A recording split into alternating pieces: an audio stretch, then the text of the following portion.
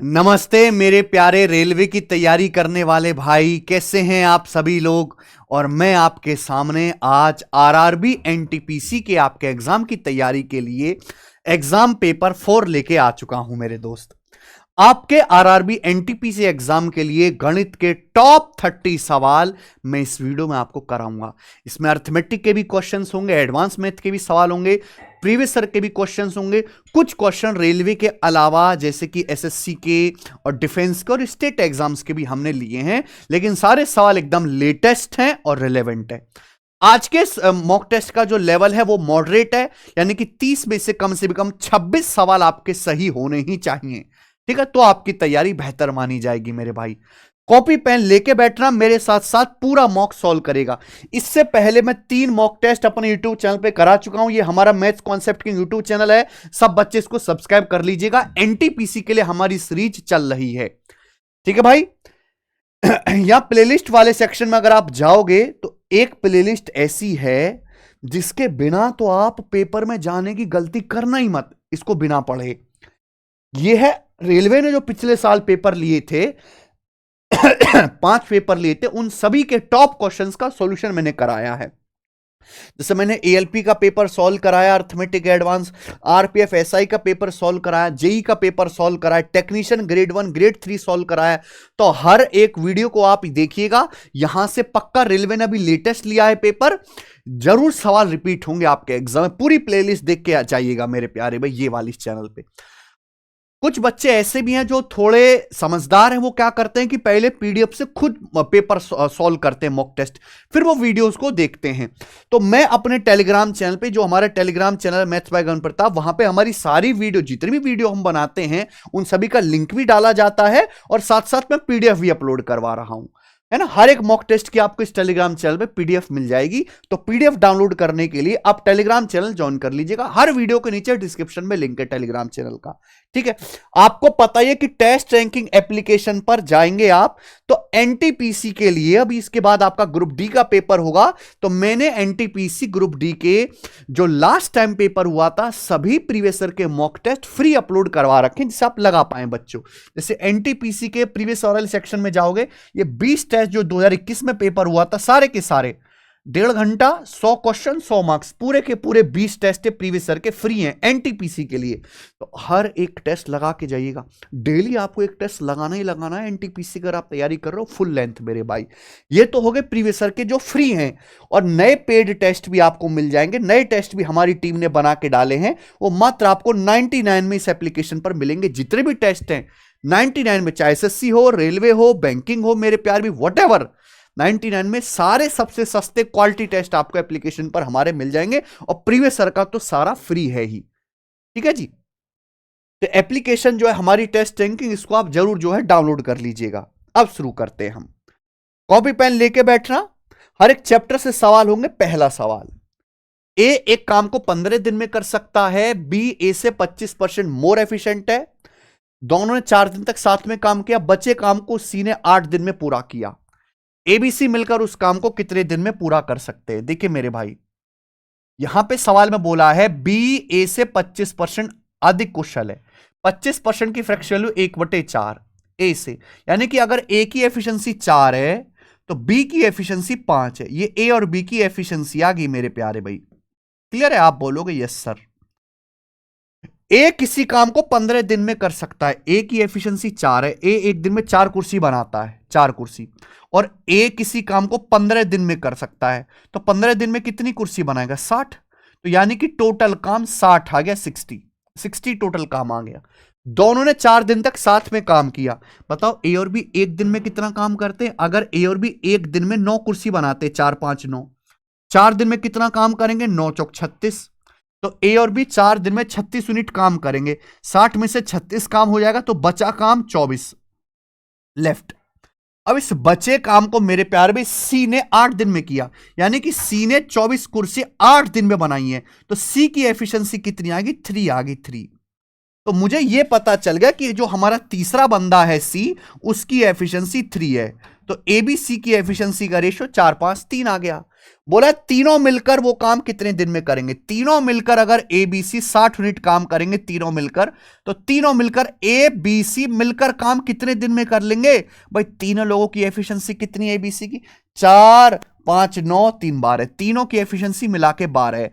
तो तीनों लोग 60 यूनिट काम करेंगे 12 एफिशिएंसी के साथ 5 दिन में। तो तीनों लोग मिलकर मेरे प्यारे भाई वो पूरा काम 5 दिन में कर लेंगे। ऑप्शन नंबर पहला ही सही है। ठीक है, बढ़िया सवाल है, बेसिक सवाल है। आ जाओ दोस्तों। 3 किलोमीटर पर आवर की चाल से चलने वाला एक आदमी किसी स्क्वायर फील्ड को डायगोनली 5 मिनट में पार करता है। मैदान का एरिया ज्ञात करें। यार बढ़िया सवाल। देखो ये होता है स्क्वायर मैदान, ये स्क्वायर फील्ड है। अब कोई आदमी जो है इसको डायगोनली पार करता है, ऐसे डायगोनली पार करता है। ये विकर्ण है मेरे प्यारे भाई इसका, और 5 मिनट में पार करता है। तो क्या विकर्ण की लंबाई नहीं निकाल सकते, डायगोनल की लंबाई नहीं निकाल सकते। डिस्टेंस क्या होता है, स्पीड गुणा टाइम। भाई 3 किलोमीटर पर आवर अगर किसी आदमी की चाल है तो आप इसको किलोमीटर पर आवर को मीटर पर सेकंड में बदल लीजिए, 5/18। ये स्पीड आ गई। कितने मिनट में पार किया, 5 मिनट। मिनट का मतलब क्या होता है 60 सेकंड, तो 5 मिनट हो गया 300 सेकंड में पार किया, मल्टीप्लाई बाय 300 सेकंड। ये डायगोनल की लंबाई आ गई। 3 से 18 6 बार जाएगा, और 6 से 350 बार जाएगा, 250 मीटर। यानी कि ये जो आपका स्क्वायर फील्ड है इसका विकर्ण 250 मीटर का है, 250 मीटर। लेकिन आपसे पूछा मैदान का एरिया, आपको पता होना चाहिए किसी स्क्वायर फील्ड का। अगर आपको डायगोनल पता है तो उसका एरिया डायरेक्ट निकाल सकते हैं, d²/2। आपको साइड निकालने की जरूरत नहीं है। विकर्ण यहां पे 250 दिया, तो 250 का स्क्वायर बटे 2। 250 का स्क्वायर आएगा मेरे प्यारे 62,500। 62,500 का आधा 31,250 मीटर स्क्वायर स्क्वायर फील्ड का एरिया आ गया, बी ऑप्शन।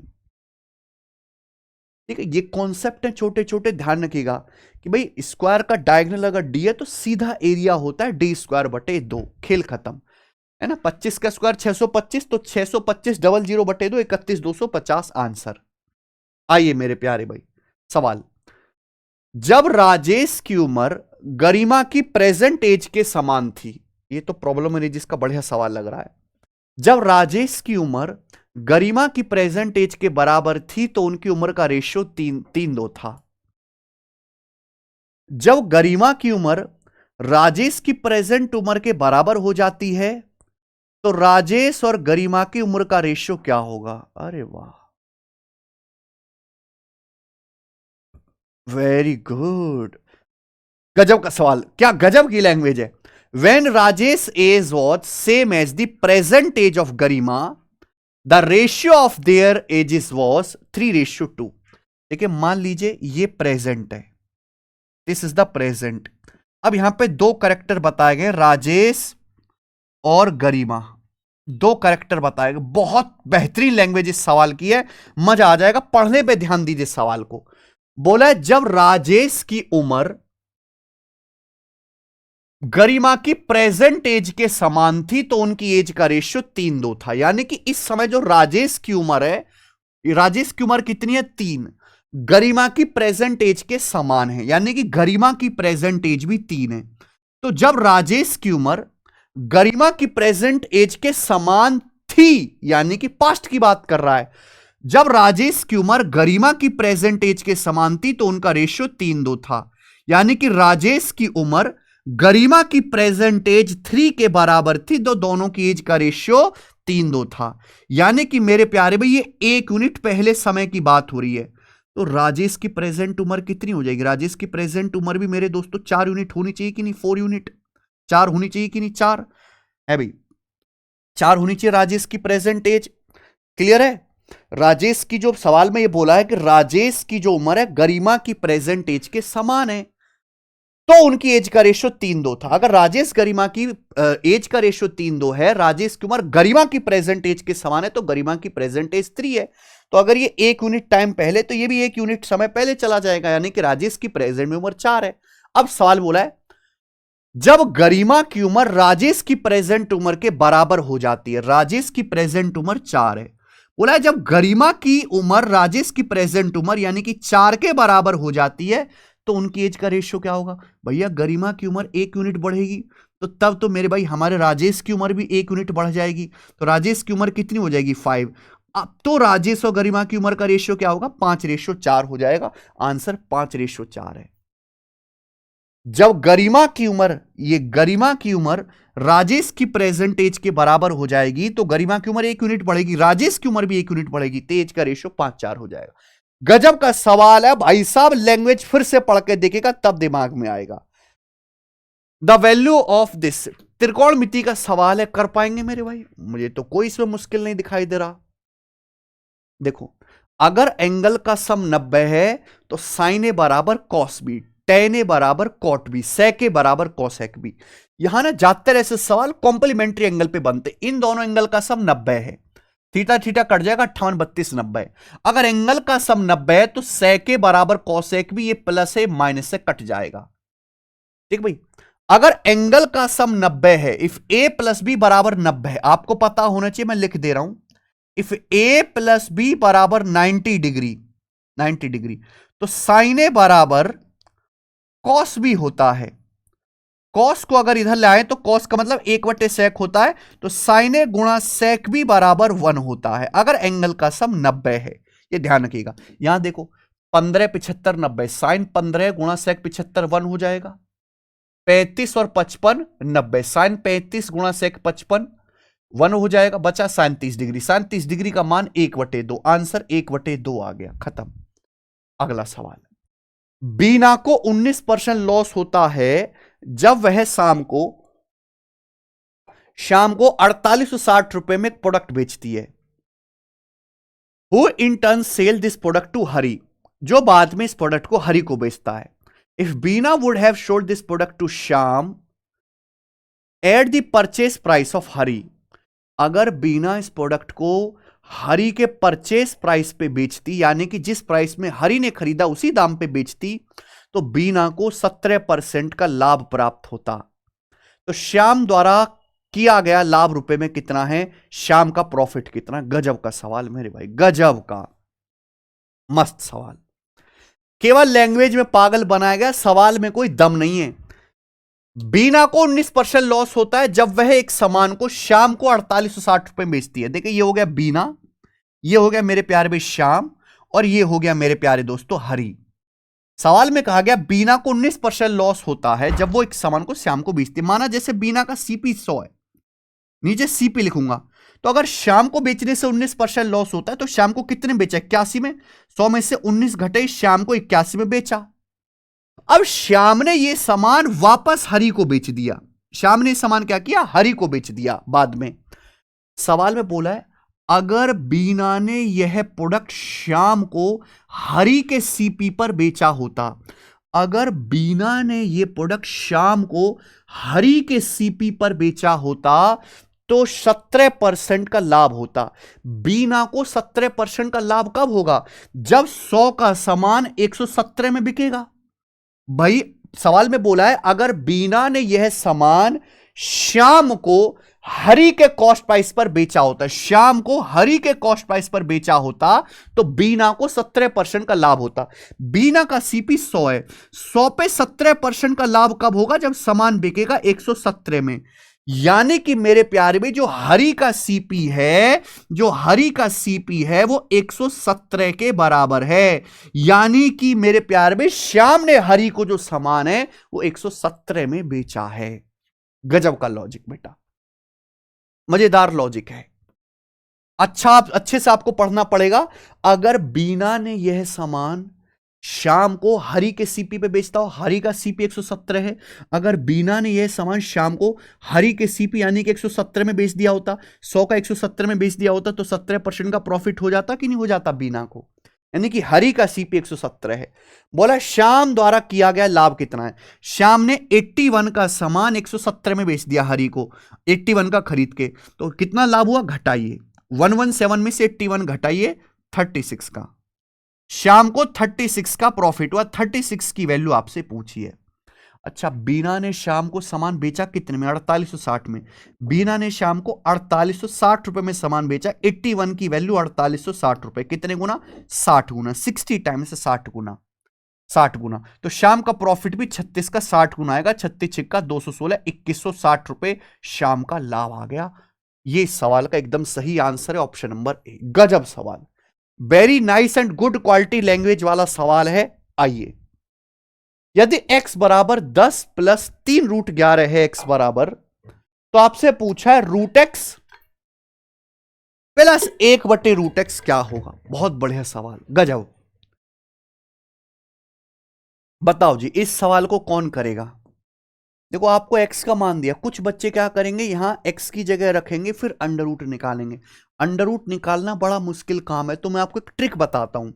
जब भी आपके सामने पेपर में under root x plus 1/√x निकालने के लिए आए, इसका मान कभी भी डायरेक्ट मत निकालो, आप इसका स्क्वायर निकालो। भाई, इसका स्क्वायर क्या आएगा, a प्लस बी का square, A square plus B square plus 2ab, root X का स्क्वायर एक्स, 1/√x का स्क्वायर 1/x प्लस 2ab। जब आप 2ab करोगे तो रूट एक्स से 1/√x कट जाएगा +2, यानी कि मुझे यहां पर x प्लस 1/x की वैल्यू निकालनी है, x प्लस 1/x ही निकालना है मुझे। हमें x पता है 10 प्लस 3√11, तो 1/x क्या होगा, 1/x आएगा मेरे प्यार में 1/10 प्लस 3√11, यानी कि रेशनलाइजेशन करना पड़ेगा। ठीक है, देखो यहां ना 10 का स्क्वायर 100 होता है, 3√11 का स्क्वायर है 99। अगर स्क्वायर का डिफरेंस 1 है 1, तो सीधा साइन पलट दो, 10 प्लस 3√11 का 10 माइनस 3√11 हो जाएगा। ये कॉन्सेप्ट है मेरे प्यारे भाई। जैसे आपको x का मान दिया है, ये अगर स्क्वायर का डिफरेंस 1 है, 10 का स्क्वायर 100, 3√11 का स्क्वायर 99, स्क्वायर का डिफरेंस 1 है, तो 1/x बस साइन रिवर्स कर दो, प्लस का माइनस कर दीजिए मेरे प्यारे भाई, माइनस होता तो प्लस। तो ये 1/x आ गया। अब इन दोनों को जोड़ो, अगर आप इन दोनों को जोड़ेंगे तो x प्लस 1/x निकालोगे तो 3√11 माइनस 3√11 कट जाएगा, x प्लस 1/x क्या आ जाएगा 20। तो x प्लस 1/x यहां पे 20 आ जाएगा, 20 जमा 2 22, तो यानी कि ये आपका 22 आ गया 22। रूट एक्स प्लस 1/√x का स्क्वायर 22 आ गया, लेकिन हमें चाहिए रूट एक्स प्लस 1/√x। तो रूट एक्स प्लस 1/√x क्या आएगा, अंडर रूट लेंगे रूट 22, इसका मान आएगा √22। √22 आंसर है। रूट एक्स प्लस 1/√x का स्क्वायर 22 है, तो अंडर रूट करने पर रूट एक्स प्लस 1/√x का मान √22 आ जाएगा। अब देखिए, सवाल में प्रॉब्लम यह है कि आंसर अप्रॉक्स में दिए हुए हैं। देखो 22 का जो भी अंडर रूट आएगा मेरे प्यारे भाई, वो 4 से तो बड़ा आएगा, क्योंकि 4 का वर्ग 16, 5 से छोटा आएगा क्योंकि 5 का वर्ग 25, 4 से बड़ा आएगा 5 से छोटा। अब आपके सामने ये दो ऑप्शन फंस गए, इनमें से देखना है। ये नहीं हो सकता मेरे भाई, 4.84 नहीं हो सकता, क्योंकि 48 का स्क्वायर होता है 2304, 48 का स्क्वायर बच्चों 2304 होता है कि नहीं। अगर मैं 4.8 का स्क्वायर निकालूंगा तो 23 आएगा, ये तो 22 है, तो 22 का जो अंडर रूट है वो 4.8 से छोटा आएगा, 4.8 से छोटा, यानी कि ये वाला आंसर है बी ऑप्शन 4.69। अच्छा सवाल, वाकई में अलजेब्रा का क्वालिटी सवाल है ना। आज के टेस्ट का लेवल हमने मॉडरेट लिया है, अभी तक 3 टेस्ट बनाए मैंने, चौथा वाला सबसे बढ़िया बनाया है। करिए, एक टंकी कितने समय में 3 पाइपों से भर जाएगी। 3 पाइप के डायमीटर 2 सेंटीमीटर, 3:1/3 सेंटीमीटर और 4 सेंटीमीटर एक साथ चल रहे हैं।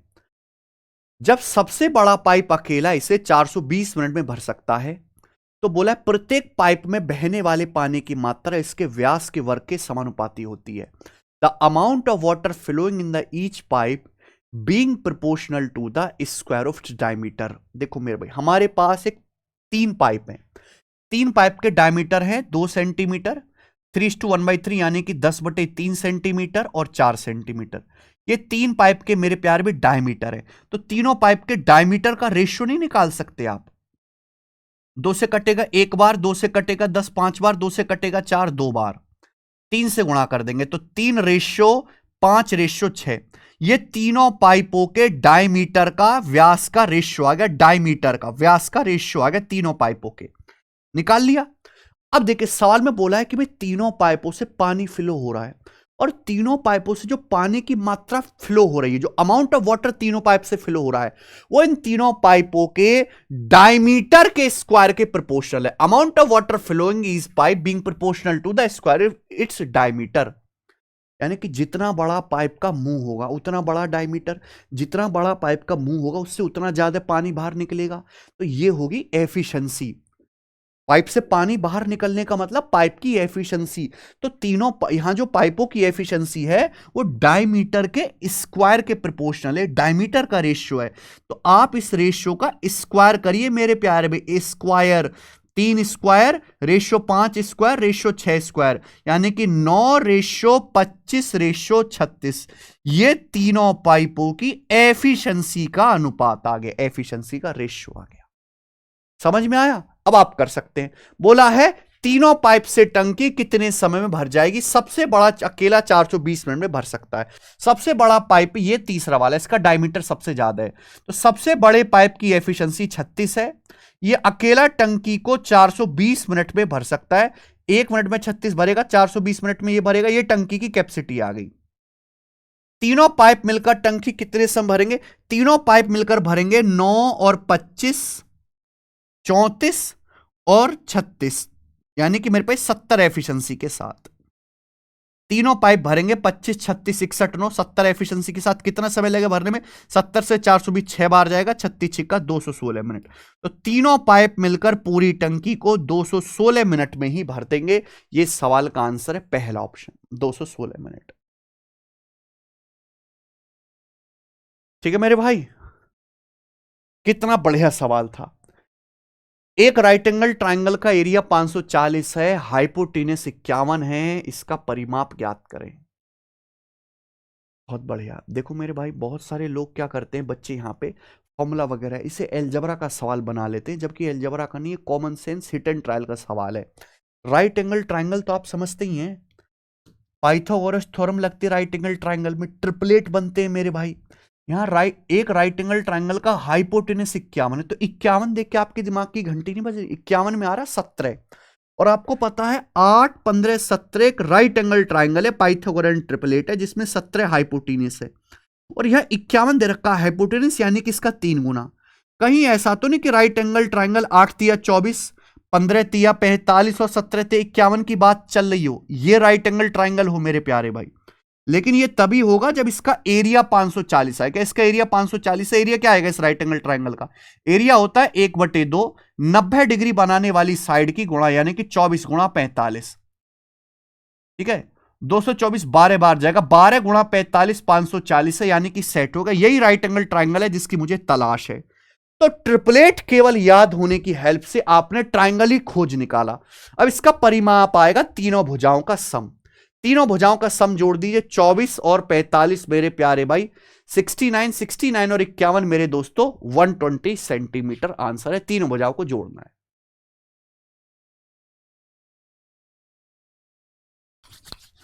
ए ऑप्शन इस सवाल का एकदम करेक्ट आंसर है। आगे चलेंगे। सवाल नंबर 9। एक एग्जाम में अनीता ने 31% स्कोर किया और 16 अंकों से फेल हो गई। सुनीता ने 40% स्कोर किया और पास होने के लिए आवश्यक अंक से 56 अंक अधिक प्राप्त हुए, यानी कि मिनिमम पासिंग मार्क्स से, जितने पासिंग मार्क्स से उससे सुनीता के 56 नंबर ज्यादा आए। सवाल में पूछा है find the minimum marks required to pass. Pass होने के लिए कितने नंबर चाहिए?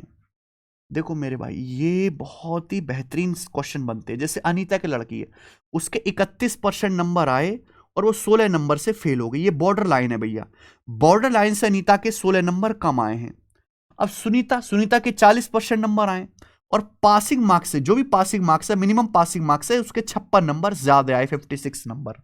तो ऐसे सवालों में कॉन्सेप्ट आपको लगाना है परसेंटेज में डिफरेंस बराबर मार्क्स में डिफरेंस, क्योंकि यहां से डिफरेंस ही पता लगेगा। भाई अनीता के 31% नंबर आए, सुनीता के 40% नंबर आए, दोनों के परसेंटेज में कितने का डिफरेंस है? 40% 31% में 9% का डिफरेंस है। दोनों के मार्क्स में कितने का डिफरेंस है ये बताओ। भाई अनीता 16 नंबर से फेल हुई है, सुनीता के पासिंग मार्क्स बॉर्डर लाइन से 56 नंबर ज्यादा है, तो मार्क्स में जो डिफरेंस होगा दोनों के, वो 56 में से -16 घटाना है ना। ये 56 से पास, ये 16 से फेल, तो मार्क्स में जो डिफरेंस होगा 72 नंबर का होगा। 56 और 16 जुड़ जाएगा मेरे भाई, 72 मार्क्स का डिफरेंस है। तो 9% की वैल्यू 72 नंबर है, तो 1% की वैल्यू 8 मार्क्स के बराबर है। अगर आपसे पूछा होता बताओ एग्जाम के मैक्सिमम मार्क्स कितने, तो 100% आ जाता 800। लेकिन सवाल में पूछा है पास होने के लिए मिनिमम मार्क्स कितने चाहिए, पासिंग मार्क्स आपसे पूछे इस सवाल में, पासिंग मार्क्स। अब एक बात बताओ, चाहे आप पहले केस से कर लो चाहे दूसरे केस से, दोनों से आंसर आ जाएगा। जैसे आप अनीता से देखो, अनीता के 31% नंबर आए, बेचारी 16 नंबर से फेल हो गई। अनीता के 31% नंबर आए फिर भी 16 नंबर से फेल हो गई, तो पास होने के लिए 31% से 16 नंबर ज्यादा चाहिए अनीता को। अगर पास होना है तो 31% से 60 नंबर ज्यादा लाने पड़ेंगे।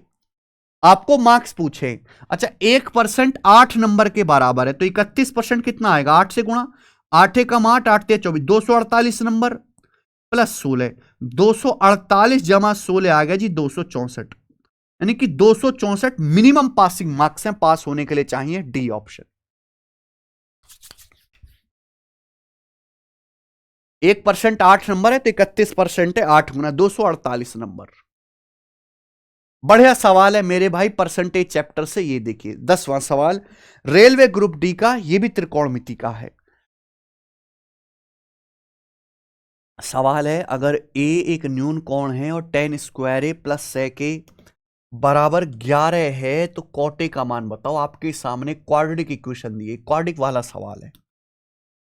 देखिए ये इक्वेशन सॉल्व करनी ही पड़ेगी और कोई रास्ता नहीं है, तो एक ही रेशियो में लेके जाओ। ये sec है tan है, सॉल्व कैसे होगा, सेक को तो छेड़ नहीं सकते, इसी टेन को सेक में बदल लीजिए कि टेन स्क्वायर क्या होता है, सेक स्क्वायर -1, भाई टेन स्क्वायर होता है सेक स्क्वायर -1 प्लस सेक बराबर क्या आ जाएगा मेरे प्यार भी 11, यही हो जाएगा। आप बोलोगे हाँ सर, सेक स्क्वायर -1 टेन हो गया प्लस सेक बराबर 11, 11 इधर ले आते हैं तो ये हो गया जी सेक स्क्वायर ए,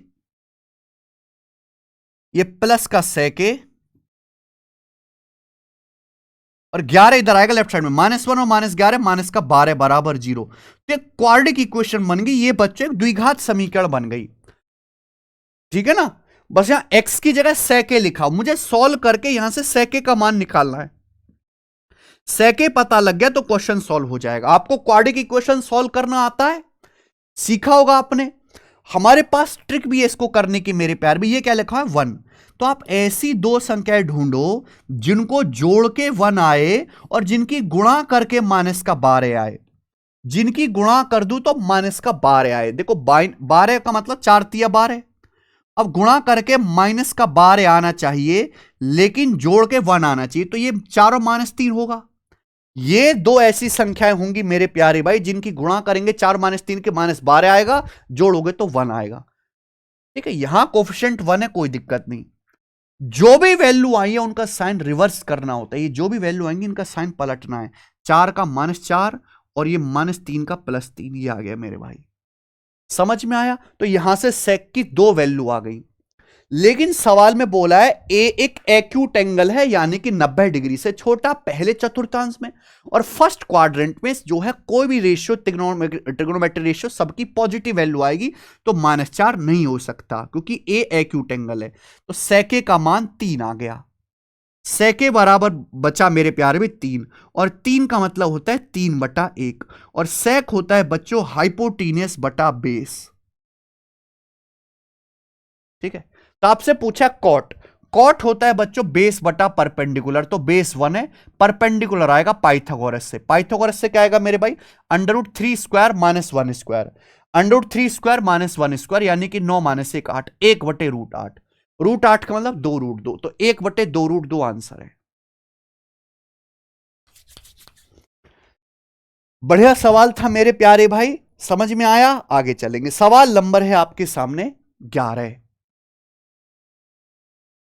कोई दुकानदार अपने सामान पर कॉस्ट प्राइस से 30% मूल्य अंकित अधिक करता है और 10% की छूट देता है। ठीक है, 30% ने मार्कअप किया, 10% की छूट दिया, बोला है in order to earn 6.5% more profits, 6.5% और प्रॉफिट्स अर्न करने के लिए और प्रॉफिट्स कमाने के लिए what discount percent should he allow on the mark price, mark price पे कितने % का डिस्काउंट देना चाहिए। बहुत बढ़िया, एक दुकानदार 30% मेरे प्यारे भाई मार्कअप करता है और 10% की छूट देता है। 6.5% अधिक लाभ प्राप्त करने के लिए कितने अंकित मूल्य पर कितने परसेंट छूट देनी चाहिए? अब देखो, बिल्कुल मैं आपको बेसिक से बता देता हूं, बड़ी अच्छी लैंग्वेज इस सवाल की दिख रही है। मान लीजिए एक वस्तु का क्रय मूल्य 100 है, तो मार्क प्राइस जो है वो 30% ज्यादा यानी कि 130 है। अब मार्क प्राइस पे 10% की छूट दी। अब मार्क प्राइस अगर 130 है, इस पे 10% की छूट दोगे कितना आ जाएगा? 130 का 10% 13 होता है, 13 की छूट दोगे, 130 का 10% 13 की छूट दोगे तो सामान का सेलिंग प्राइस हो जाएगा 117, 117 ये हो जाएगा। बोला 6.5% अधिक लाभ प्राप्त करने के लिए। भाई सीपी 100 है, 100 का 6.5% का मतलब होता है 6.5, 117 पे 6.5 मेरे प्यारे भाई प्रॉफिट आपको और अर्न करना है, और अर्न करना है मेरे भाई। क्लियर है? आप बोलोगे यस सर बिल्कुल सही। तो आपको कितना डिस्काउंट देना चाहिए, कितना डिस्काउंट देना चाहिए मेरे प्यारे भाई? अब बताओ कितने परसेंट डिस्काउंट देना चाहिए? डिस्काउंट तो मार्क प्राइस पे दिया जाएगा ना। अगर 130 का सामान इतने में बिका मेरे प्यारे भाई, तो अब आपका जो डिस्काउंट है वो 6.5 का रह गया केवल। पहले 13 का डिस्काउंट था, 6.5 रुपए आपने और बढ़ा दिया प्रॉफिट, तो अब डिस्काउंट 6.5 का ही रह गया। तो मार्क प्राइस 130 पर आपको 6.5 का डिस्काउंट देना पड़ेगा। 65 दूनी 130, 1/20 और 1/20 का मतलब 5%। तो अब आपको 5% डिस्काउंट देना चाहिए अंकित मूल्य पर। समझ में आया? आप बोलोगे यस सर बिल्कुल सही, कोई भी परेशानी नहीं है। ठीक है,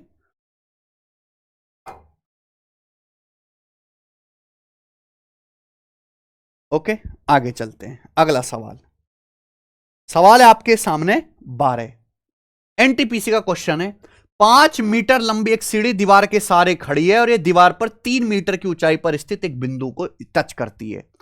यदि सीढ़ी के निचले सिरे को 2.6 मीटर दीवार की ओर खिसकाया जाता है तो वह दूरी ज्ञात कीजिए जितना सीढ़ी का ऊपरी सिरा दीवार पर ऊपर की ओर खिसकता है। गजब का सवाल। यह सवाल ज्योमेट्री का है, पाइथागोरस थ्योरम का है, ट्रिपलेट का है। मान लीजिए मेरे प्यारे भाई, यह है आपका हॉरिजॉन्टल लाइन। मान लीजिए बिल्कुल क्षैतिज रेखा है मेरे दोस्तों, क्षैतिज रेखा। और ये है मेरे प्यारे भाई सीधी सीधी दीवार, ये दीवार है, ठीक है ना। अब ध्यान सुनना सभी बच्चे, सभी लोग ध्यान से सुनना। एक सीढ़ी जो कि 5 मीटर लंबी है दीवार के सहारे खड़ी है, दीवार पर 3 मीटर की ऊंचाई पर स्थित एक बिंदु को स्पर्श करती है।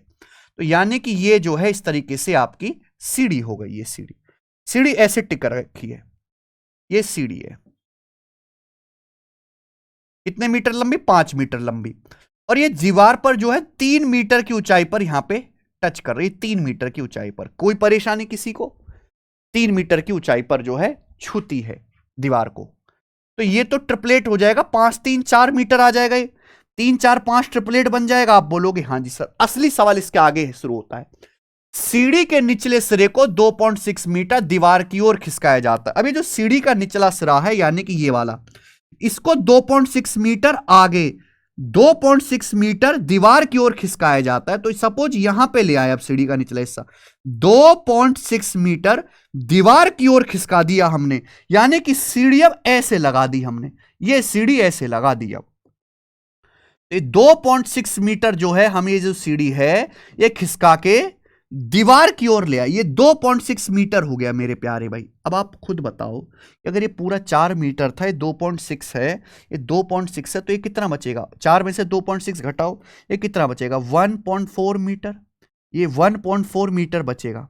अच्छा, सीढ़ी तो आज भी उतनी लंबी है, 5 मीटर की सीढ़ी है, 5 मीटर की सीढ़ी तो 5 मीटर की है। बोला है वह दूरी ज्ञात कीजिए जितना सीढ़ी का ऊपरी हिस्सा दीवार की ओर खिसकता है। तो सीढ़ी का ऊपरी हिस्सा मेरे प्यारे भाई ये वाला है, ये वाला, ये दीवार की ओर इतनी दूरी ऊपर खिसक गया, ये वाली पिंक दूरी, ये आपको निकालनी है। तो यानी कि अब आपके सामने ये जो ट्रायंगल बन रहा है, ये वाला जो ट्रायंगल बन रहा है मेरे भाई आपके सामने, ये वाला जो ट्रायंगल बन रहा है, सॉरी, ये वाला जो राइट एंगल ट्रायंगल बन रहा है, ये वाला, ये जो राइट एंगल ट्रायंगल, इसमें आपको मेरे दोस्तों ट्रिपलेट लगाना है। ये कितना है? 5, ये कितना है? 1.4। अगर मैं इनका रेशियो लूं, 5 हाइपोटीनस है, ये 1.4 है, रेशियो लूंगा तो ये मेरे दोस्तों 25 7 24 7 24 25 का ट्रिपलेट बन रहा है ना, क्योंकि ये 5 और 1.4 का रेशियो लिया तो ये आपका 2 से चला जाएगा, ये 50 बार और ये 7 बार, डेसिमल हटा के 0 बढ़ा लिया ना, बस यहां पे क्या हो रहा है, 0.2 से गुणा हो रही है, क्योंकि 25 दूनी 50 5 आ गया, 7 की 0.2 में गुणा 1.4 आ गया, तो 24 की 0.2 में गुणा 4.8, यहां से यहां तक की जो दूरी है ये 4.8 मीटर की आएगी, या 4.8 मीटर की। 7 24 25 का ट्रिपलेट लग रहा है, बस यहां 0.2 से गुणा हो रही है। 7 का दुगुना 14, 24 का दुगुना 48, 25 का दुगुना 50, पॉइंट और लगा देंगे तो 5 मीटर हाइपोटेनस, 1.4 मीटर बेस, और ये आ जाएगा 4.8। समझ में, ये जल्दी जल्दी आपको समझना होता है। तो 4.8 में से 3 घटाएंगे, ये कितना बचा, 1.8 मीटर। तो सीढ़ी का जो हिस्सा है वो 1.8 मीटर ऊपर की ओर खिसक जाएगा, ये आंसर है। बढ़िया सवाल था मेरे भाई, गजब का क्वेश्चन है, अच्छा डाटा सेट किया गया, ये कोई नया सवाल नहीं है ना, ये एक बार आया हुआ सवाल है, ये तो पेपर में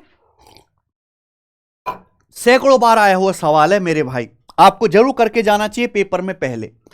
AB का रेशियो 2-3 है, BC का 4-5 है, CD का 5-9 है, 3 है रेशियो 4D।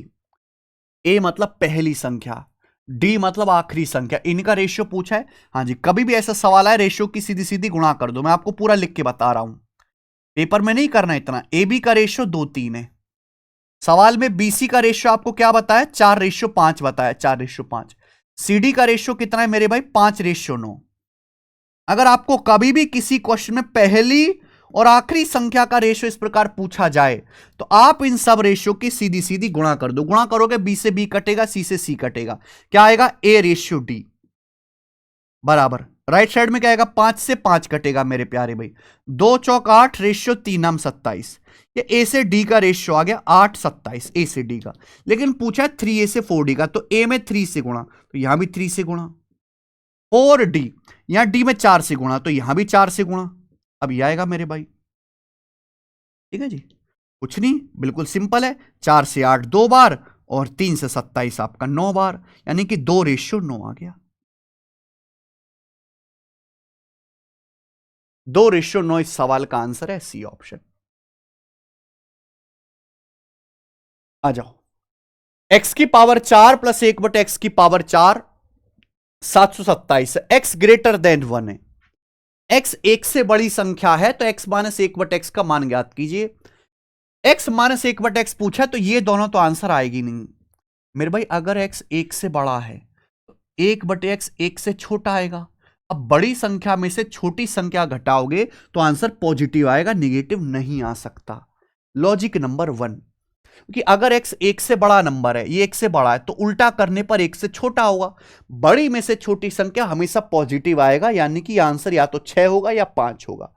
बात क्लियर है, आप बोलोगे हाँ जी सर।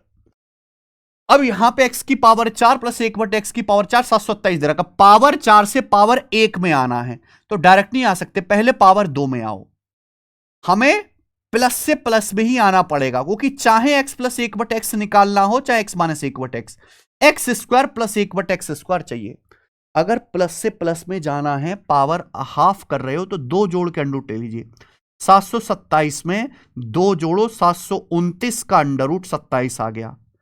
अब हमें पावर 2 से पावर 1 में जाना है, लेकिन प्लस से माइनस में, अब हमें प्लस से माइनस में जाना है मेरे प्यारे भी, बात समझ में, आप बोलोगे यस सर बिल्कुल सही। अगर प्लस से माइनस में जाना है, पावर 2 से पावर 1 में 2 घटा के अंडर रूट लीजिए, यहां से 2 घटा के अंडर रूट लीजिए, 27 माइनस 2 25, 25 का अंडर रूट 5, तो इसका जो आंसर है प्यारे बंधु वो 5 आ जाएगा। हुआ बात सही है, समझे। आगे सवाल नंबर है 15, एक वृत्ताकार चाप सेंटर पर 15 डिग्री का कोण बनाता है। भाई एक सर्कुलर आर्क है, सेंटर पे 15 डिग्री का कोण बनाता है, अगर सर्कुलर आर्क की रेडियस 14 सेंटीमीटर है तो इस प्रकार बने सेक्टर का पेरीमीटर बताओ। ये गजब की बात है, पाई का मान भी दिया 3.14, नहीं पता कॉन्सेप्ट में आपको बता देता हूं कि भाई जैसे ये आपका सर्कल है और ये हो गया इस सर्कल का सेंटर, ये सेंटर हो गया, और मेरे दोस्तों इसे कहते हैं हम लोग सेक्टर, इसे हम सेक्टर कहते हैं, सेक्टर। सेंटर पे जो कोण बनता है इसे बोलते हैं थीटा। ये ओ ए बी सेक्टर कहलाता है। अब ये सर्कल की रेडियस होगी, ये सेक्टर रेडियस हो गया मेरे प्यारे में, और ये होगा लेंथ ऑफ आर्क, ये होगा लेंथ ऑफ आर्क, आर्क की लंबाई। तो यहां पे त्रिज्या खंड का जो परिमाप है, सेक्टर का जो पेरीमीटर है, पेरीमीटर मतलब चारों ओर की माप, चारों ओर की माप, यानी कि ये, तो ये R plus L plus R, यानी कि ये एल प्लस 2r आ जाएगा, एल प्लस 2r। ये सेक्टर का पेरीमीटर का कॉन्सेप्ट है, ध्यान रखिएगा। अब ये जो आर्क है, आर्क की लंबाई कैसे निकालते हैं हम? आर्क की लंबाई का फॉर्मूला है 2πr, ये जो सेक्टर सेंटर पे जो एंगल बनाता है थीटा बटे 360 डिग्री। ये सारे कॉन्सेप्ट सेक्टर से रिलेटेड आपको याद होने चाहिए, पता होने चाहिए, तभी ये सवाल आप कर पाओगे। और ऐसा नहीं है कि ये हमने पढ़ा ही नहीं है, यूट्यूब पर हमने पढ़ाए हैं। जो भी आपको पढ़ना है मेरे भाई, एवरेज का कॉन्सेप्ट पढ़ना है, टाइम एंड वर्क का हर एक कॉन्सेप्ट, सेक्टर का पूरा डिटेल कॉन्सेप्ट पढ़ा रखा है इसी चैनल पे, लेकिन वो आपको खुद ही सर्च करके पढ़ना पड़ेगा, खुद ही सर्च करके मेरे भाई। सेक्टर का इसी चैनल पे आपको क्लास मिल जाएगी, हमारे यहीं पे मैथ्स कॉन्सेप्ट के यूट्यूब चैनल पे, सेक्टर की पूरी 1 घंटे की क्लास में सेक्टर के जितने भी टाइप होते हैं मैंने सारे के सारे समझाए हैं, दिखा के रहूंगा मैं। सेक्टर बहुत इंपॉर्टेंट है भाई, एसएससी में बहुत फेमस। अब जैसे कोऑर्डिनेट ज्योमेट्री का एक बहुत पॉपुलर कॉन्सेप्ट है, मैंने यहां पे बता रखा है, आपको पढ़ना पड़ेगा जाके। ये देखिए सेक्टर की ज्यादा नहीं, बस 47 मिनट की क्लास है भाई, है ना, एक 45 मिनट 47 मिनट की क्लास है। इसमें सेक्टर का मैंने सारा बेसिक भी बताया है और हर टाइप का सवाल भी कराया, जाके देख लो। लेकिन ये देखना तो आपको खुद ही पड़ेगा ना, एसएससी में भर भर के और आपके रेलवे में भी भर भर के सवाल आ रखे सेक्टर से। तो बस यहां पे पेरीमीटर पूछा है, वैल्यू रखो, एल का मान 2πr, पाई बताया चीख चीख के 3.14, रेडियस यहां पे कितनी है मेरे प्यारे भी, 14 है, थीटा बटे 360। अब थीटा यहां पे 15 डिग्री है, सीधा लिख रहा हूं मैं, 15 को 360 से भाग करेंगे तो 1/24 आएगा, 15 दूनी 30, 15 चौका 60, 1/24 आएगा, प्लस 2r। रेडियस यहां पे 14 है, 14 दूनी 28, 14 दूनी 28, रेडियस यहां पे 14 है, यानी कि 28 से तो बड़ा ही आंसर आना। ये दोनों तो आंसर है ही नहीं बेटा कहीं से कहीं तक, 28 में कुछ जुड़ेगा ही जुड़ेगा, ठीक भाई। 14 दूनी 28, ये किससे चला जाएगा, 4 से चला जाएगा 7 बार, ये 4 से चला जाएगा 6 बार, ठीक है जी। अब ये कितना हो गया मेरे प्यारे भाई, 7 या 21 अप्रोक्स आएगा ना, 7 21, 14 7 98, तो ये मेरे दोस्तों लगभग 22 आ गया। 22 को जब हम भाग करेंगे 6 से, 22 को 6 से भाग करेंगे, 11/3, 11/3 क्या आएगा, 3 3 9 और 2/3, 3.66 के करीब आ जाएगा। तो 3.66 प्लस 28, तो approx 31.66 centimetre, D option answer है।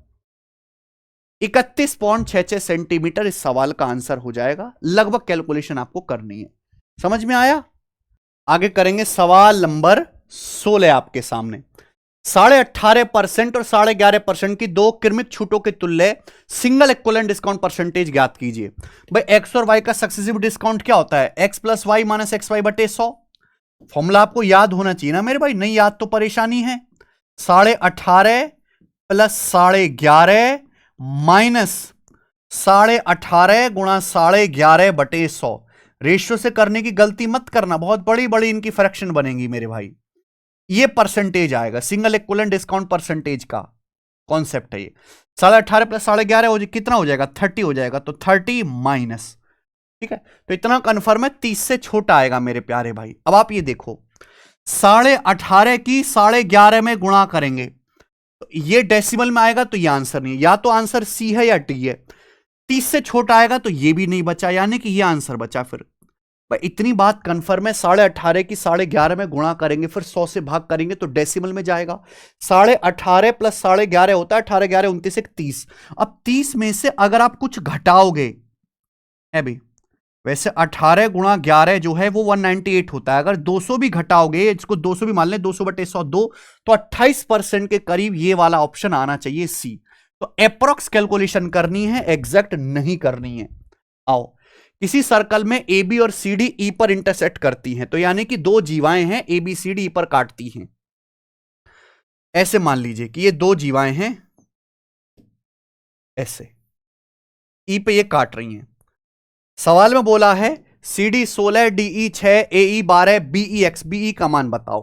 तो यहां पे ए बी और CD ये आपका E हो गया, ये E पे काट रही है। क्वेश्चन के अनुसार यहां पर सवाल में बताया गया कि AE की लंबाई 12 है, BE की लंबाई X है और CD आपका 16 है, DE 6। अगर DE की लंबाई 6 है, CD पूरा 16 है, 16 तो 6 है, तो ये कितना बचेगा? CE 10 बचेगा। 10 बचेगा कि नहीं? अगर CD पूरा 16 है, ये DE 6 तो 10 बचेगा, 6 10 16। अब आपको फिर कौन से पता होने चाहिए, अगर सर्कल के अंदर दो कॉर्ड एक दूसरे को काटती हैं तो इनका प्रोडक्ट 12 गुणा x बराबर कितना? 6 गुणा 10, यानी कि ये आ जाएगा x का मान 60/12। 5 इस क्वेश्चन का आंसर है। गुणा से मुझे 12 गुणा x बराबर 6 गुणा 10, बात खत्म। रवि की इनकम राम से 24% ज्यादा है, तो राम की इनकम रवि से कितना परसेंट कम है? ये देखिए कम ज्यादा वाला सवाल है, यहां बेस बदल जाता है। रवि की इनकम राम से 24% ज्यादा है। 24% की फ्रैक्शन वैल्यू 4%, 1/25, 24%, 6/25। अब उल्टा हो जाएगा, राम की इनकम रवि से कितना परसेंट कम है? सीधा कर सकते हो आप मेरे प्यारे भाई। अगर ये केवल बेस बदल जाता है, पहले रवि की इनकम राम से 24% ज्यादा है, अब पूछा है राम की इनकम रवि से कितना परसेंट कम है। अगर ये 6 ज्यादा है तो यहां 6 कम करिए मेरे प्यार भी, नीचे बेस का आएगा, नीचे इनको जोड़ लीजिए, 25 जमा 6 31, 25 6 31, यही आंसर आ जाएगा। परसेंटेज में निकालना है, गुणा 100%। तो राम की जो इनकम है वो रवि से 600/31% कम है। आ गया, आगे चलते हैं। ट्राइंगल एबीसी में एंगल ए का समद्विभाजक बीसी से बिंदु डी पर मिलता है। AB 12, AC 15, BC 18, DC की लंबाई ज्ञात कीजिए। सवाल को देखते ही आपको पता लग जाना चाहिए कि मेरे प्यारे भाई ये एंगल बाइसेक्टर थ्योरम पर बेस्ड क्वेश्चन है, ठीक है ना। इस तरीके से बच्चों मैंने आपके सामने ट्राइंगल बना दिया, हमने आपके सामने ट्राइंगल बना लिया मेरे प्यारे भाई। ये ट्राइंगल ABC, त्रिभुज ABC है। सवाल बोला AB की लंबाई 12 है, AC की लंबाई जो है 15 है और जो साइड BC है इसकी लंबाई 18 सेंटीमीटर है। BC की तीनों भुजाएं दी हैं। अब एंगल ए का समद्विभाजक BC से D पर मिलता है।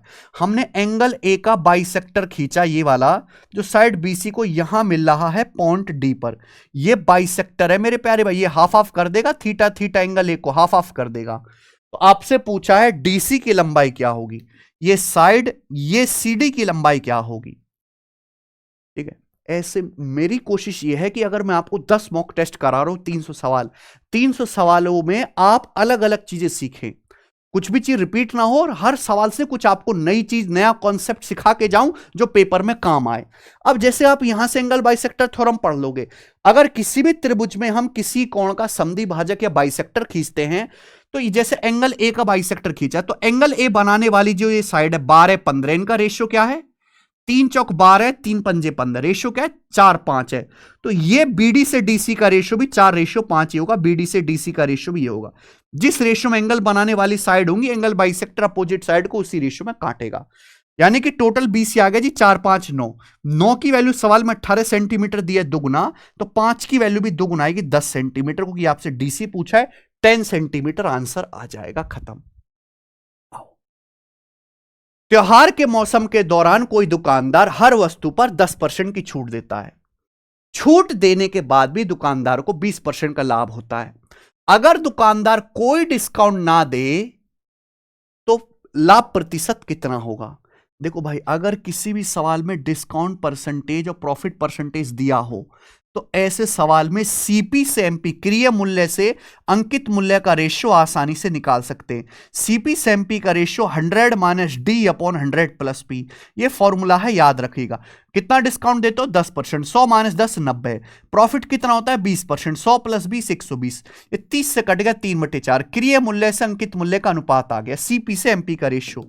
बोला है अगर कोई डिस्काउंट ना दिया जाए, एक दाम की दुकान पे चले गए, कह रहा कोई डिस्काउंट नहीं मिलेगा, भाई साहब खरीदना खरीदो वरना बाढ़ में जाओ। अगर आप कोई डिस्काउंट नहीं दोगे तो सामान को मार्क प्राइस पे, अंकित मूल्य पे बेचोगे, तो अंकित मूल्य पर बेचने से कितना लाभ होगा? अगर सामान का कॉस्ट प्राइस 3 है, मार्क प्राइस 4 है, तो 3 का सामान 4 में बिकेगा, तो प्रॉफिट होगा 1/3। 1/3 का मतलब है 33.33% का आपको लाभ होगा। बहुत बेहतरीन सवाल है मेरे प्यारे भी, गजब का। ठीक है भाई, इसके बाद सवाल नंबर 21 एवरेज का है। 28 संख्याओं का एवरेज 77 है, पहली 14 संख्याओं का एवरेज 74 है, लास्ट की 15 संख्याओं का एवरेज 84 है। अगर 14वीं संख्या को हटा दिया जाए तो बची संख्याओं का एवरेज क्या होगा? देखो ये ओवरलैप वाला सवाल है। 28 संख्याएं, आपको यहां पे पहली 14 संख्याओं का एवरेज दिया है, लास्ट की 15 संख्याओं का एवरेज दिया है, तो 14 और 15 तो 29 संख्याएं हो गई ना, यानी कि 14वीं संख्या 2 बार काउंट हो गई। अगर सपोज आपसे यहां पर 14th नंबर ही पूछ लिया जाता कि 14वीं संख्या क्या है, तो आपको यहां पे 28 संख्याओं का एवरेज दिया क्या है? 28 संख्याओं का एवरेज दिया है 77। ठीक है भाई, 14 संख्याओं का एवरेज 74 है, 74 14 संख्याओं का एवरेज, तो 77 से 74 कितना कम है? 3 कम है, तो 3 गुणा 14 ये आ जाएगा मेरे भाई।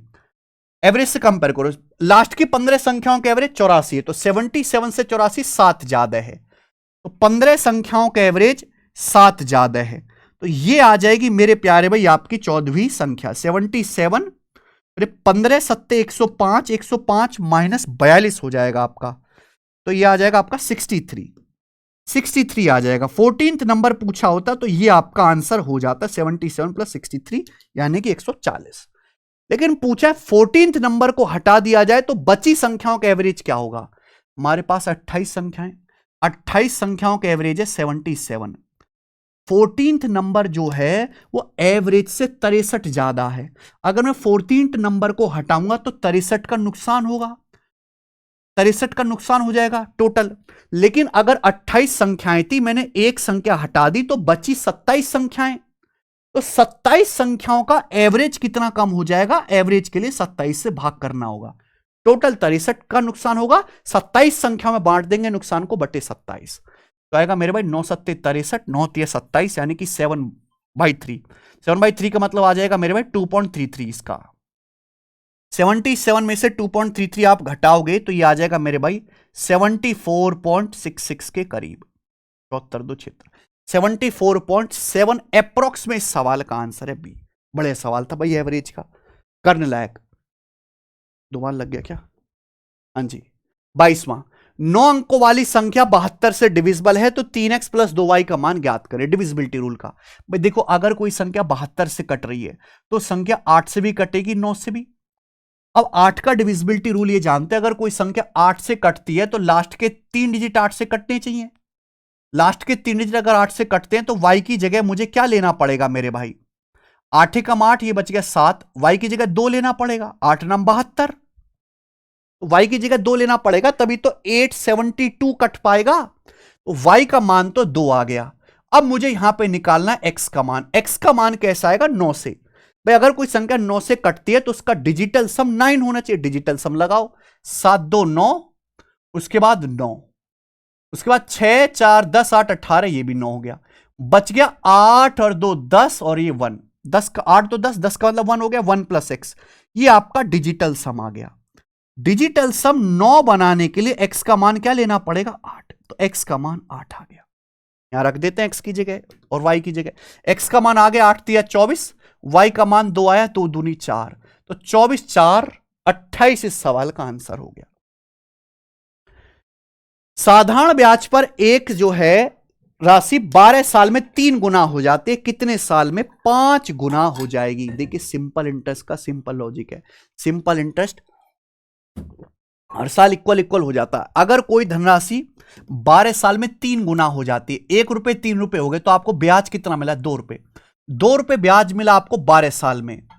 बोला 5 गुना कितने साल में हो जाएगी? अगर कोई धनराशि 1 से 5 गुना हो गई तो ब्याज कितना हो? 4 ब्याज कितने साल में मिलेगा? अगर 2 ब्याज मिला 12 साल में तो 4 ब्याज मिलेगा आपको 24 साल में, डबल टाइम में, और यही आंसर है 24 साल में। ऑप्शन नंबर यहां से बी करेक्ट है। सवाल नंबर 24वां, उस पॉइंट के कोऑर्डिनेट ज्ञात कीजिए जो पॉइंट 2,4 और 7,9 को जोड़ने वाली रेखा को आंतरिक रूप से 1:2 के अनुपात में विभाजित करेगा। कोऑर्डिनेट ज्योमेट्री का सवाल है भाई, पहले कॉन्सेप्ट आपको पता होना चाहिए। जैसे आप ये समझो मेरे भाई कि ये एक लाइन है, अरे यार, आप ये समझो ये लाइन है, उस पॉइंट के कोऑर्डिनेट बताओ जो पॉइंट 2,4 और 7,9 को ये जोड़ने वाली लाइन है। उस पॉइंट के कोऑर्डिनेट बताओ जो दोनों को जोड़ने वाली लाइन को 1-2 के रेशियो में डिवाइड करता है। माना यहां पर कोई पॉइंट P है जो इसको 1-2 के रेशियो में डिवाइड करता है, ये 1:2 के रेशियो में डिवाइड करता है। तो इस पॉइंट के कोऑर्डिनेट P के कोऑर्डिनेट क्या होंगे? इंटरसेक्शन फॉर्मूला लगता है, नहीं आता तो बड़ी समस्या है मेरे प्यारे भाई। और आपके पेपर का आया हुआ सवाल है, एनटीपीसी का आना चाहिए मेरे भाई। जैसे एक्स कोऑर्डिनेट निकालना है P का, तो 1 की यहां गुणा कर दो 7 में, पहले एक्स कोऑर्डिनेट निकालो।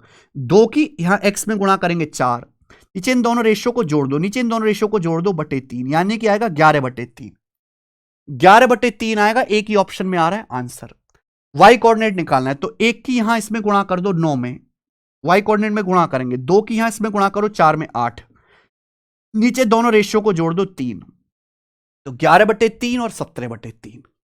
ये आपका मेरे प्यारे भाई इंटरसेक्शन फॉर्मूला है, याद करना पड़ेगा आपको। आगे करेंगे 25वां सवाल। 24, 40, 33 और 57 में से प्रत्येक में से x घटाने पर संख्या प्रोपोर्शन समानुपात में होती हैं। 5x + 12 और 4x + 15 का रेशियो बताओ। देखो भाई, क्वेश्चन अगर सॉल्व करना है तो पहले x का मान निकालना पड़ेगा। बहुत सारे बच्चे वैल्यू रख रख के करते हैं, लेकिन ऐसे सवालों की एक ट्रिक भी है जो मैं आपको बता रहा हूं, हर किसी में लग जाएगी। जैसे ये आया सवाल कि 4 संख्या आपको दे दी, बोले इन चारों में से कोई नंबर x घटाने पर संख्या प्रोपोर्शन समानुपात में होती हैं, प्रोपोर्शन में होती हैं। x का मान क्या है? यही है। तो आप यहां पे 2-2 का डिफरेंस लीजिए। 24 से 40 कितना ज्यादा है? 16 ज्यादा है। 33 से 57 कितना ज्यादा है? ये 24 ज्यादा है। 33 से 57 है ना। इनका रेशियो निकाल लीजिए, अगर हो रहा है तो 8 दूनी 16, 8 3 24, 2:3 आ गया मेरे भाई, ठीक है ना। पहले नंबर पे तीसरे नंबर पे ध्यान दीजिए, या दूसरे चौथे पे भी दे सकते हैं। इनकी गुणा करके डिफरेंस लो, 24 × 72, 33 दूनी 66। 72 और 66 का डिफरेंस आएगा जी 6। नीचे लेना रेशियो का डिफरेंस, 2 और 3 का डिफरेंस 1, यानी कि 6 आ गया। नीचे रेशियो का डिफरेंस लेना है, यह है, ध्यान रखिएगा मेरे भाई। 6 यहां पे रखूंगा तो 6 पंजे 30 और 12 42, 6 यहां पे रखूंगा तो 6 चौक 24, 24 और 15 39। रेशियो लूंगा 3 से जाएगा मेरे भाई 14:13, आंसर आ गया बी ऑप्शन 2 से। ठीक है जी, आगे चलेंगे। अच्छा, ये केरविल एप्लीकेशन पर हमारा अभी एक बैच है। अभी जैसे होली की छुट्टियां हैं तो होली में भी इस बैच के रजिस्ट्रेशन ओपन है मेरे भाई। तो आप अगले साल सिलेक्शन वाली होली खेलना, लेकिन उसके लिए आपको ज्वाइन करना पड़ेगा हमारा एसएससी आरंभ बैच। जैसे मैं मैथ्स पढ़ा रहा हूं, हमारे गोपाल सर इंग्लिश पढ़ा रहे हैं, हमारे अरुण सर रीजनिंग पढ़ा रहे हैं और जीएस की पूरी टीम है। सारी की सारी क्लास जो होंगी इसमें लाइव होंगी और 2 साल इस बैच की वैलिडिटी होगी। जैसे आप आज से इस बैच में एनरोल करते हो तो 2 साल बाद तक भी लाइव और उनकी रिकॉर्डेड क्लास आपके पास अवेलेबल रहेगी। चारों सब्जेक्ट की अलग अलग जो है क्लास लेने की जरूरत नहीं है। कॉम्बो का जो बैच है वो आपको मात्र 1599 की फीस में केरविल एप्लीकेशन पर अभी मिल जाएगा। तो आप इस बैच में अपने जो है रजिस्ट्रेशन करवा सकते हैं। हमारी पूरी टीम ये बैच लाइव ही आपको पढ़ाएगी एप्लीकेशन पर, चाहे आप एसएससी की तैयारी कर रहे हो, चाहे रेलवे की तैयारी कर रहे हो, चाहे पुलिस कांस्टेबल किसी भी एग्जाम की तैयारी क्यों ना कर रहे हो। ठीक है ना, ज्वाइन कर सकते हैं आप। आ जाइए 26वां। एक साड़ी 8% की छूट के बाद 644 रुपए में खरीदी गई, दूसरी साड़ी 1% छूट के बाद 594 रुपए में खरीदी गई। Taking both the item as a single transaction, अगर दोनों साड़ियों को एक ही ट्रांजेक्शन करा जाए तो डिस्काउंट परसेंट क्या होगा? बेहतरीन सवाल भाई साहब। देखो भाई, डिस्काउंट किस पे दिया जाता है? एमआरपी पे। तो पहले 2 साड़ियों का एमआरपी निकालो। ये बताओ, आपने 8% की डिस्काउंट दिया तो साड़ी बेची कितने में? 92% में। अगर 92% की वैल्यू 644 रुपए है तो बताओ ये कितने गुना है? 7 गुना। तो 100% की वैल्यू कितनी आ जाएगी? 100% की वैल्यू आ जाएगी मेरे प्यारे भी 7 गुना 700 रुपए। तो पहली साड़ी का जो मार्क प्राइस है वो 700 रुपए आ गया। ऐसी दूसरी साड़ी पे 1% छूट देगी, 100% पे 1% की छूट देगी, तो साड़ी बेची कितनी गई? 99% में। जबकि साड़ी बेची है 594 रुपए में। देखिए, दुकानदार ने बेची, ग्राहक ने खरीदी। तो एक ग्राहक ने 1.5% छूट के बाद 594 रुपए में खरीदी है। तो एक ग्राहक के लिए जो है कॉस्ट प्राइस है, लेकिन दुकानदार का सेलिंग प्राइस है। तो कितने गुना? 6 गुना। अगर ये 1% की वैल्यू 6 गुना हो रही है तो 100% की वैल्यू 600 रुपए, यानी कि दूसरी साड़ी का एमआरपी 600 आ गया। 100% की वैल्यू 600। तो मैंने दोनों साड़ियों का एमआरपी निकाल लिया, 700 और 600 रुपए। अगर मैं दोनों साड़ी के मार्क प्राइस का रेशियो निकालूं, 700 रुपए और 600 रुपए, एमआरपी का रेशियो 7:6 है दोनों साड़ी के एमआरपी पर। अगर दोनों साड़ियों को एक साथ खरीदा जाए, सिंगल ट्रांजैक्शन करा जाए, तो पहली साड़ी पे 8% की छूट, दूसरी साड़ी पे 1% की छूट।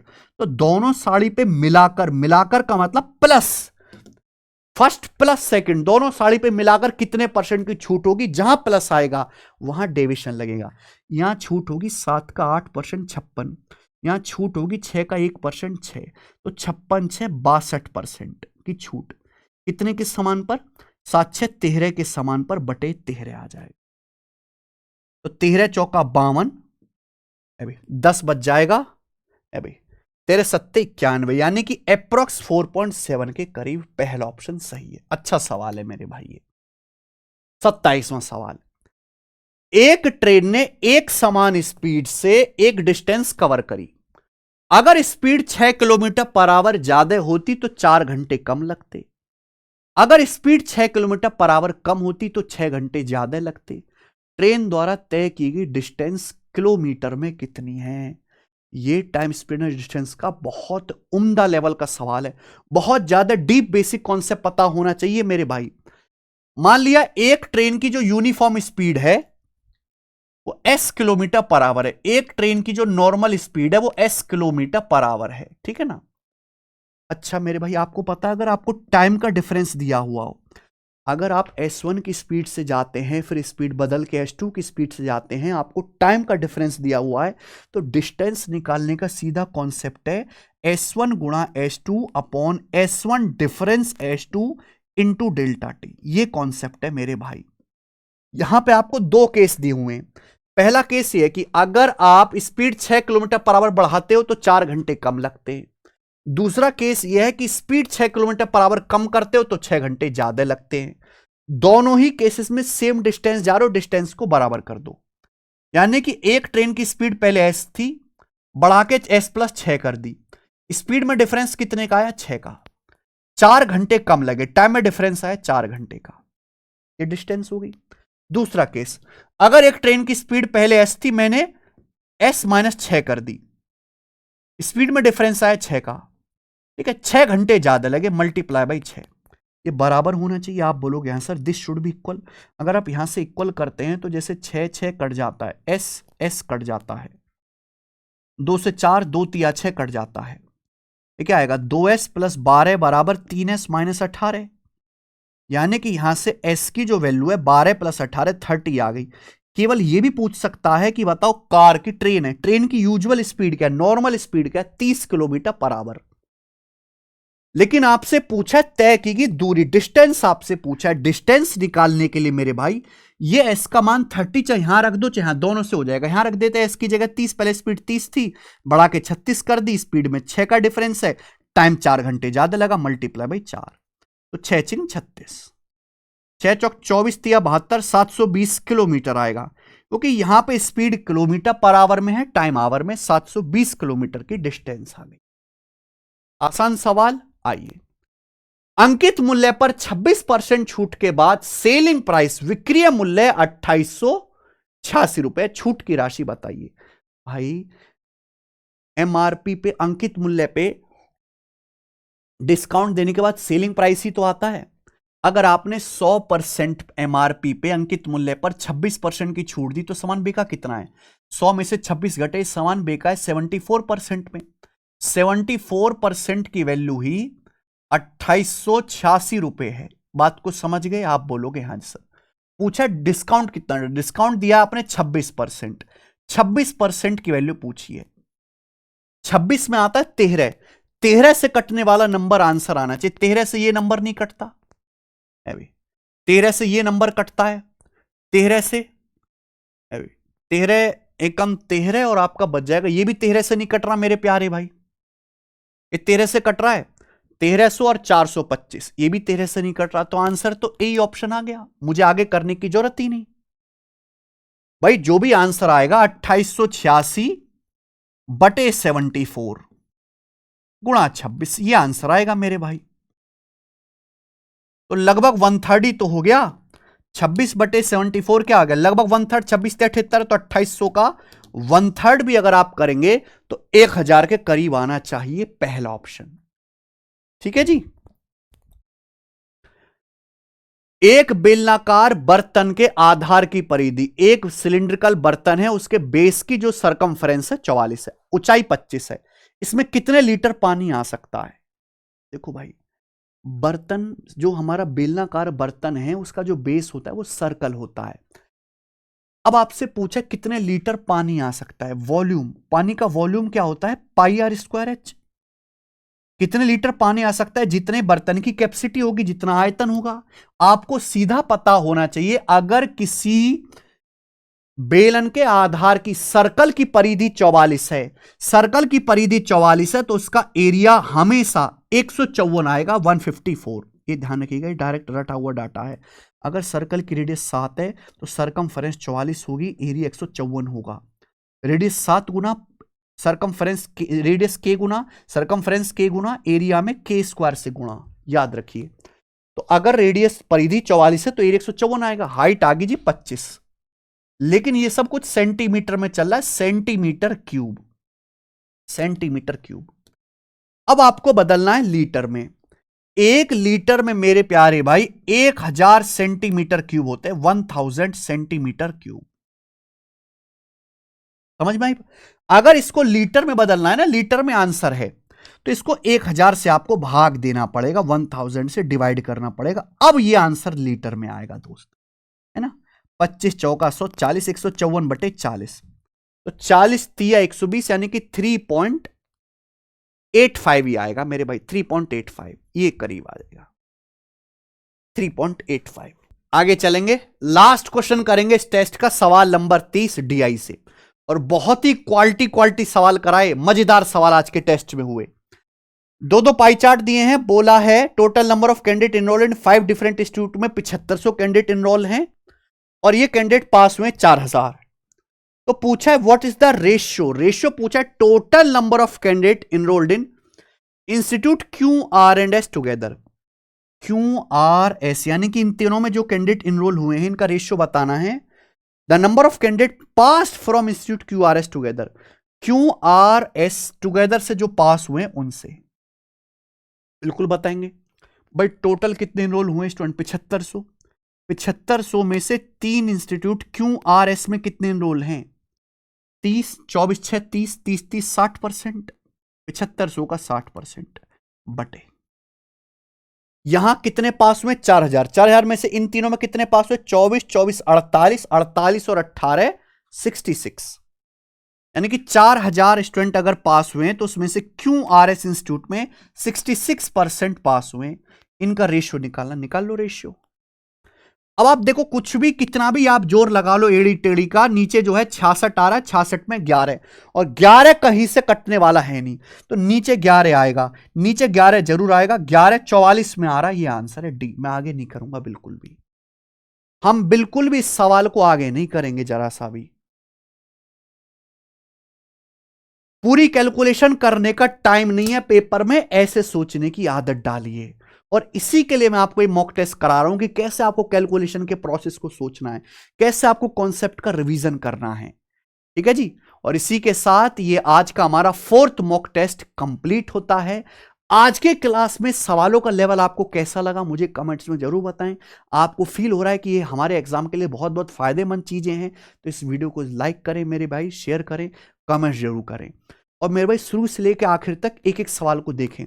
बहुत सारे बच्चे बीच में 1-2 सवाल मुश्किल आता है तो छोड़ देते हैं, ऐसी गलती ना करें भाई। बीच बीच में मुश्किल सवाल आपको रियल एग्जाम में भी मिलेंगे, हम टेस्ट में भी डालते हैं, लेकिन 30 में से 25 क्वेश्चन तो इजी कैटेगरी में आ रहे हैं, उन पे आप पहले ध्यान दीजिए।